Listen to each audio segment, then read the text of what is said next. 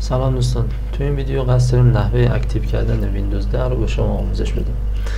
بعد از مدتی کار کردن با ویندوز به دلیل دانلود یک سری فایل های آپدیت توسط ویندوز متوجه میشه که ویندوز نصب شده بر روی سیستم شما کرک شده است و کرک از بین میره و به شما پیغام میده که باید ویندوز رو اکتیو کنید.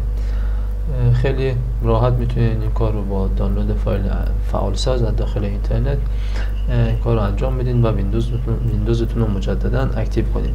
زمانی که ویندوز اکتیو نیست، یک سری امکانات ویندوز غیر فعال میشه و به شما مدام پیغام اکتیو کردن ویندوز رو نشون میده.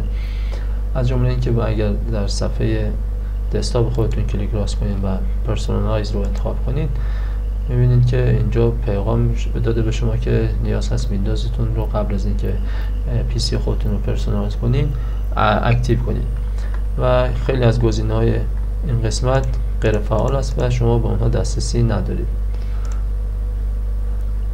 وارد هر قسمتی که بشین میبینید که گزینه‌ها کاملا غیر فعال است و شما نمیتونید کاری انجام بدید.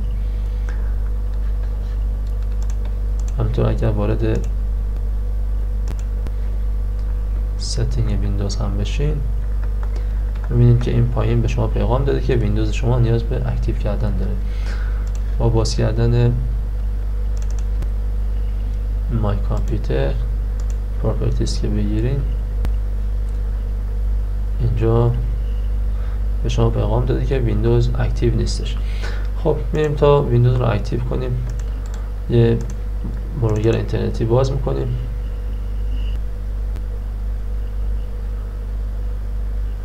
داخل گوگل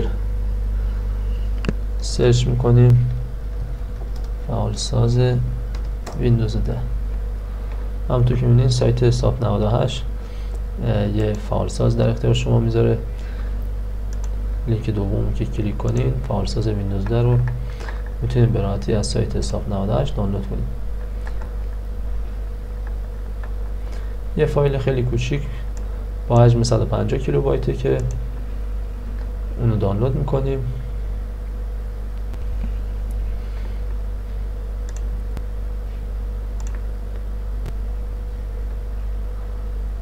و فایل رو از حالت فشرده خارج میکنیم.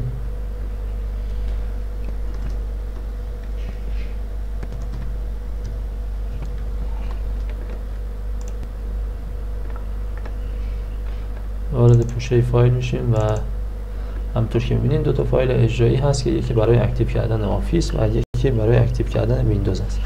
روی فایل مربوط به اکتیو کردن ویندوز کلیک راست میکنید و اون رو ران از ادمین میزنید تا تحت ادمینستریتور اجرا بشه. یه پنجره کاماند پرامپت باز میشه که محیط اجرایی این برنامه است.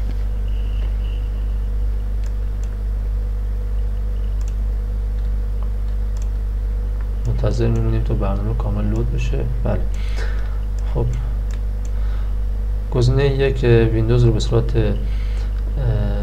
دستی اکتیو میکنه و همونطور که میبینید اینجا گزینه پروسس آفیس غیر فعال هست و شما با زدن دکمه یک از روی صفحه کلید فقط ویندوز رو آپدیت میکنید.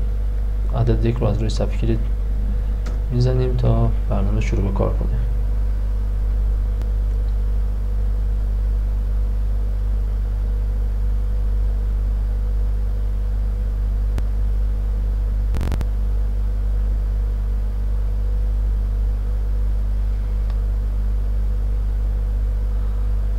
برنامه کرک رو نصب میکنه و ویندوز شما در حال حاضر اکتیو است و به شما پیغامی میده که با زدن یک کلید از صفحه کلید برنامه رو خاتمه بدید.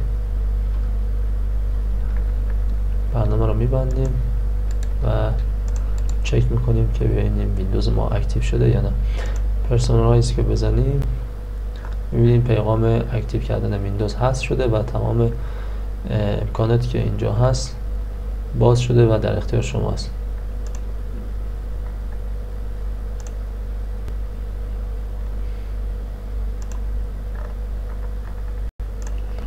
همطور وارد مای کامپیوتر اگر بشیم